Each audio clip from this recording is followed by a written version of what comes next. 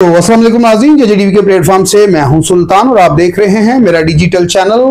नाज़रीन, जैसा कि आपको मालूम है कि हमारा जो प्रोग्राम होता है वो सियासत के हवाले से होता है और आज भी जो हमारे पास कह लें कि खबर है वो सियासत के हवाले से है। जैसा कि नाज़रीन आपको मालूम है कि 8 फरवरी जो इलेक्शन की डेट रख दी गई है और जिस तरह के हमने पिछले दिनों में देखा कि जो कह लें कि जो सियासी जमातों के कायद थे वो कह लें कि बैठे हुए थे, कोई मतलब एक्टिविटी सियासत में नज़र नहीं आ रही थी।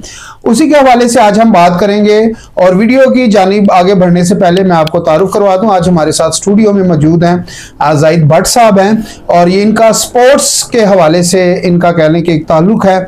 आज हमने इनको स्टूडियो में मदऊ किया है और ये एक बड़े अच्छे एक टिकटॉकर भी हैं।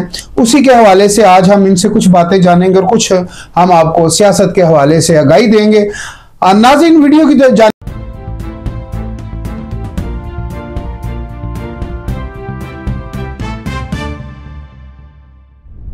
आगे बढ़ने से पहले हमारी रिक्वेस्ट है कि हमारे चैनल को लाइक कर दें, शेयर कर दें और सब्सक्राइब कर दें ताकि ऐसी बेहतर मालूमात हम आपके लिए लेकर आ सकें।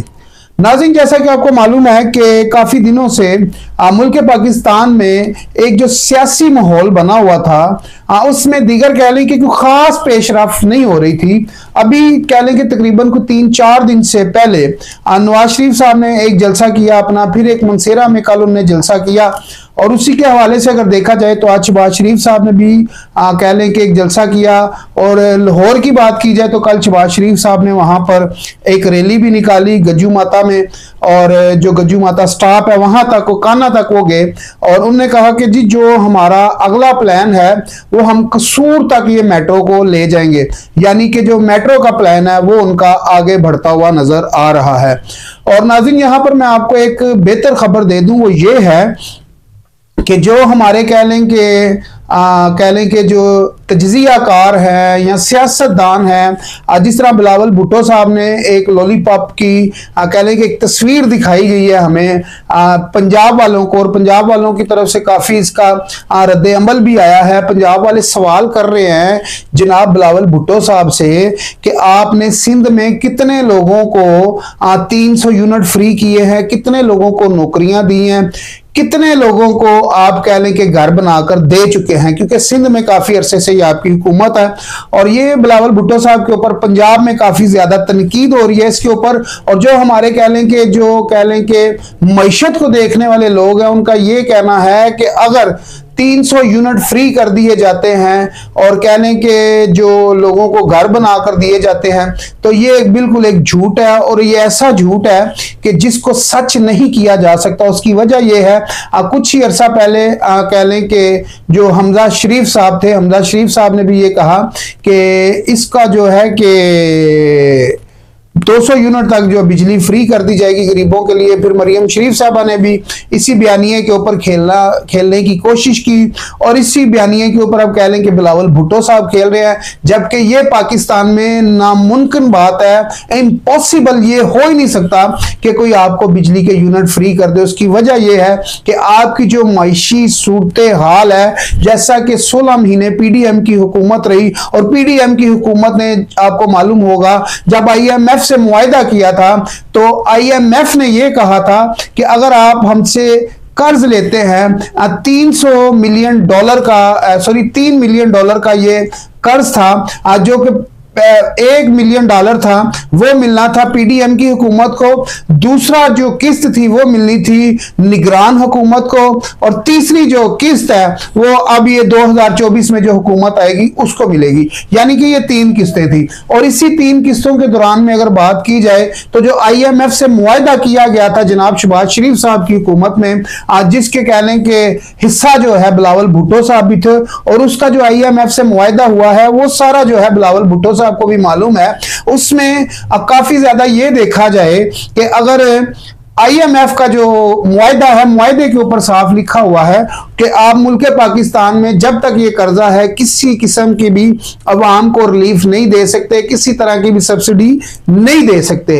तो फिर बिलावल भुट्टो साहब इसी कर्जे के दौरान कह लें कि किस तरह अवाम को सब्सिडी दे सकते हैं, या किस तरह मरियम शरीफ साहबा 300 यूनिट दे सकती हैं, किस तरह कह लें कि हमजा शहबाज शरीफ साहब जो है कि अवाम को 200 यूनिट फ्री दे सकते हैं। जनाब ना तो मरियम शरीफ साहबा मुल्क पाकिस्तान की जो अवाम है, गरीब अवाम, उनको 300 यूनिट दे सकती है, ना बिलावल साहब दे सकते हैं, ना हमजा शहबाज शरीफ साहब दे सकते हैं। अगर देखा जाए तो मुल्क पाकिस्तान की जो जमात मुस्लिम लीग नून है, दूसरी बड़ी जमात है इस टाइम। अगर देखा जाए जो पॉपुलैरिटी के हिसाब से जो सामने आती है जमात, वो पीटीआई है। दूसरे नंबर पे नून लीग आती है। अगर नून लीग अपना मंशूर 10 नकाती झंडा अगर लेके आती है अवाम के लिए जो बेहतर है, तो उसमें फिर ये है कि जो नून लीग है वो कह लें कि पाकिस्तान की जो बड़ी जमात है वो बन सकती है। उसकी वजह यह है कि 10 नुकाती झंडा बिलावल भुट्टो साहब ने पेश कर दिया।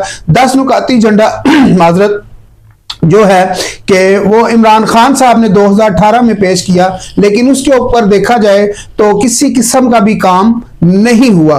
तो मुश्किल यहां पर यह है पाकिस्तानियों के लिए कि हम लोग फौरी तौर पे बातों में आ जाते हैं।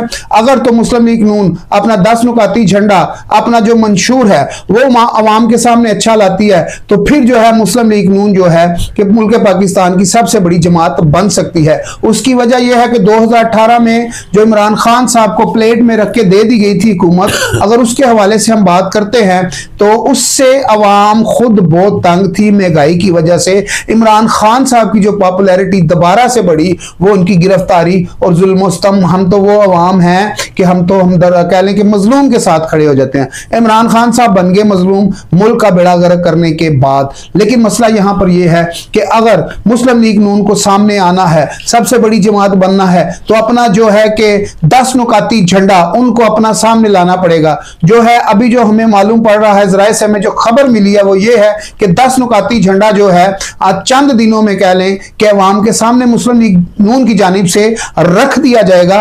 लेकिन यहां पर बात यह है कि 10 नुकाती झंडे में होगा क्या? आखिर जिस पार्टी का मंशूर नहीं, बयानिया नहीं, वो अवाम में मकबूलियत नहीं पा सकती। फिलहाल जो बिलावल भुट्टो साहब जिस तरह के इस वक्त कह लें कि अपना मंशूर पेश कर रहे हैं, 10 नुकाती झंडा भी पेश कर चुके हैं, अपने सारे पत्ते खोल के दिखा चुके हैं, लेकिन इन सारे पत्तों में, इन सारे बयानियात के अगर पीछे देखा जाए तो कोई दर हकीकत नहीं। ये सब महज एक ड्रामा और एक झूठ है। उसकी वजह यह है कि आपके मुल्क के पास इतना वसाइल नहीं, इतनी मायशत आपकी कमजोर है कि आप किसी को 100 यूनिट नहीं फ्री दे सकते, तो 300 यूनिट आप कैसे देंगे? थोड़ी देर के बाद बात करेंगे जनाब पीटीआई के हवाले से। पीटीआई के जो लोग हैं, जो आजाद उम्मीदवार खड़े हो रहे हैं, उनके हवाले से भी बात करेंगे। थोड़ी सी बात हम करेंगे जनाब जाहिद भट्ट साहब से। क्या हाल है भट्ट साहब, ठीक है आप? जी अल्लाह का करम, ठीक। भट्ट साहब माजरत, हमारा जो चैनल है वो थोड़ा सियासी है, तो आज हमने आपको स्टूडियो में दावत दी थी।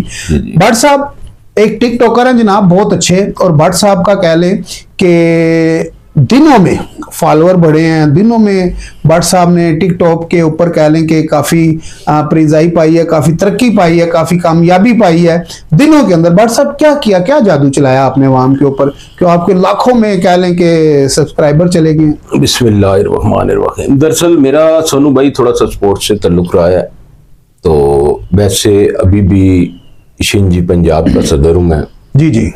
तो जिस वजह से ना लोग मुझे ज्यादा लाइक कर देते हैं, अल्लाह पाक की करम नवाजी समझ लें आप, ये यहाँ लोगों की मेहरबानी समझ लें, जिस तरह भी होता है सही। लेकिन ये है कि ठीक है, अल्लाह का शुक्र है।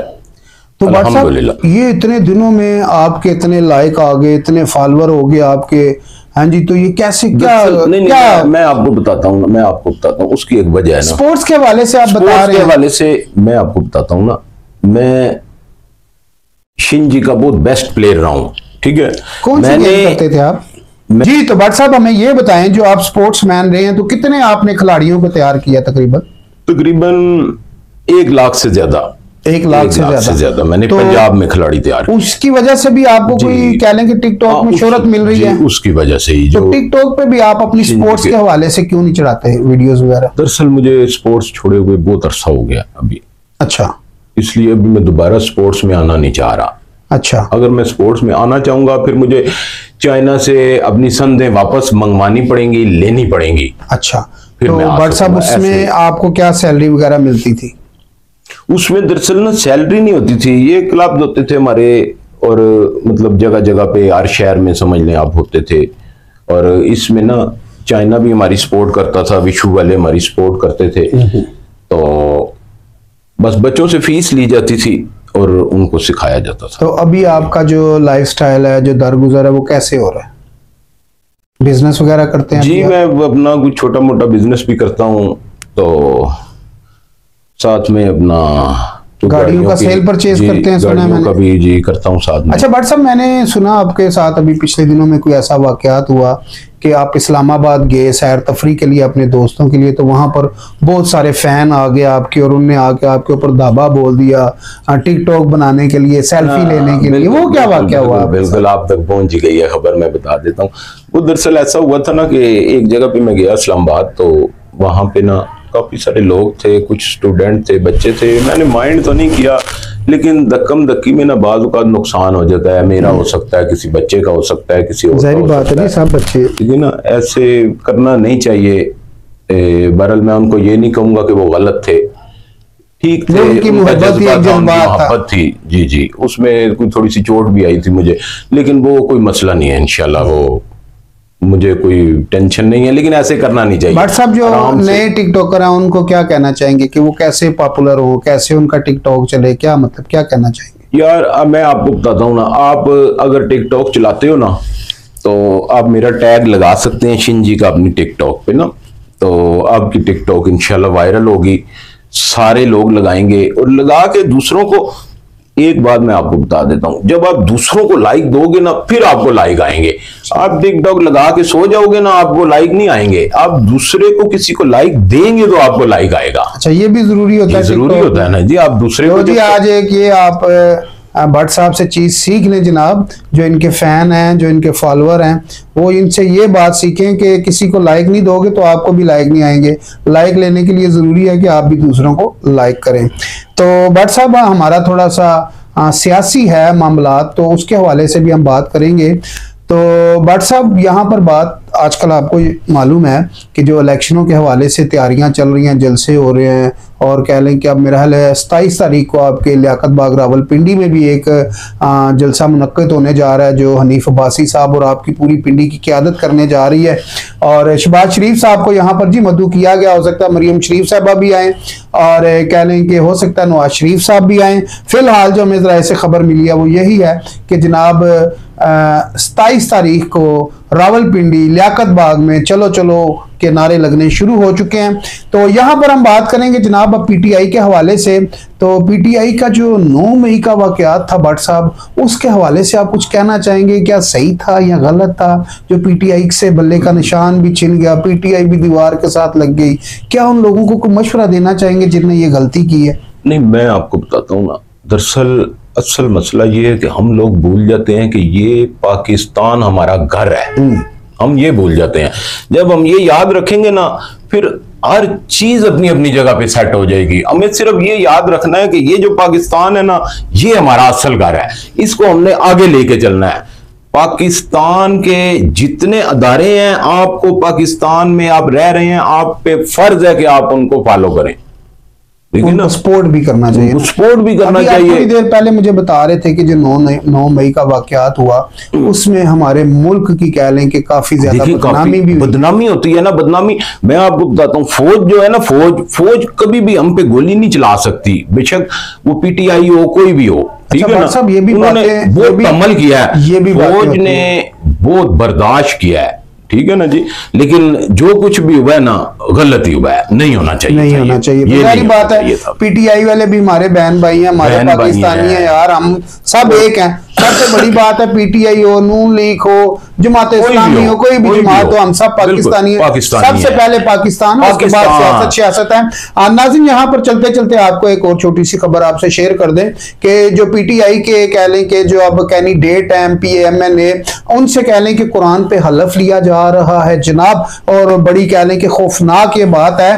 और ये कहा जा रहा है कि जो इलेक्शन 8 फरवरी के बाद जो पीटीआई के कैंडिडेट होंगे, जब वो जीतेंगे या हारेंगे, आखिर उनको भी किसी जमात में बैठना जाकर तो उनसे हलफ इसलिए लिया जा रहा है कि जो टिकट होल्डर हैं, जो आजाद उम्मीदवार हैं, आया ये कल को बिकेंगे कितने में, क्योंकि बिकने में, खरीदो फरोख्त में, जब 2018 की हम बात करते हैं तो 2018 में जहाज़ों के जहाज भर के ला के इमरान खान के कदमों में एमपी एमएनए रख दिए थे जनाब जंगीर तरीन साहब ने। और इस वक्त जंगीर तरीन साहब अपनी जमात बना चुके हैं। और जंगीर तरीन साहब की बात करें, पहले से बात करते हैं, तो जाहिर बात है वो खरीदो फरोख्त करेंगे तो अपनी पार्टी के लिए, क्योंकि जंगीर तरीन साहब भी अब पूरी कोशिश में हैं कि जो पंजाब में है कि उनको एक भारी अक्सरियत के साथ कह लें कि कोई ओहदा मिले। हो सकता है वो सीएम बनने का सोच रहे हो। अलीम खान साहब जो हैं फिलहाल सामने नहीं आए।